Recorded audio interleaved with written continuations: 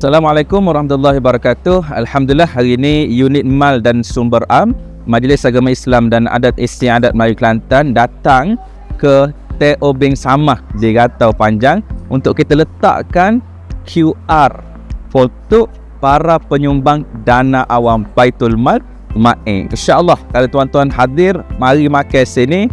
Alhamdulillah, sedap-sedap belakang makanan dia.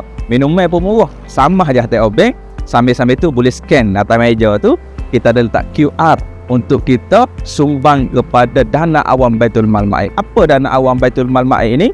Dana awam Baitul Mal MAE adalah satu platform infak rasmi di bawah kelolaan MAE sendiri, yang mana fungsi dia untuk membersihkan harta yang syubhah, menyucikan harta yang meragukan, dan menyebabkan keberkatan itu hadir insya-Allah dalam harta kita. Ke mana sumbangan ini disalurkan? Untuk maslahat umum, untuk penyediaan prasarana, untuk membantu golongan Muslim dan non-Muslim.